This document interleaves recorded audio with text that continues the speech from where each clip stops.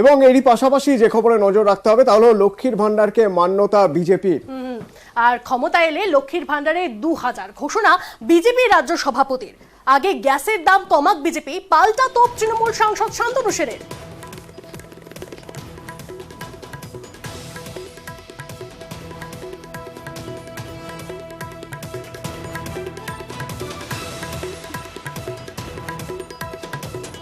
লক্ষ্মীর ভান্ডারকে মান্যতা বিজেপির, ক্ষমতায় এলে লক্ষ্মীর ভান্ডারে 2000 এমনটাই ঘোষণা বিজেপি রাজ্য সভাপতি। আগে গ্যাসের দাম কমাক বিজেপি, পাল্টা তোপ তৃণমূল সাংসদ শান্তনু সেনের।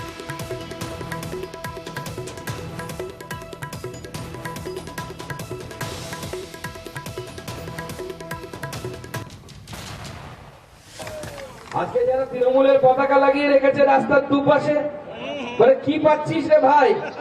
তোর জন্য তো মাত্র 500 টাকা দিচ্ছে লক্ষ্মীর ভান্ডার। 500 টাকায় সংসার চলে? আরে বিজেপি আসবে 2000 টাকা করে প্রতি মাসে দেবে। আমি এই মঞ্চ থেকে কথা দিয়ে গেলাম। তৃণমূল কংগ্রেসের নেতাদের পয়সার লোভ দেখিয়ে কেনা যায় না। যেহেতু এখানে বাংলায় তৃণমূল কংগ্রেসের নেতাদের ইডি সিবিআই দিয়ে তাদের মেরুদণ্ড সোজা ভেঙে দেওয়া যায় না, তাই তারা এখন ভোটারদের কিনতে পথে নেমেছে।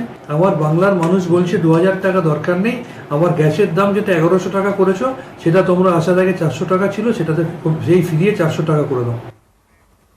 এদিকে অতনু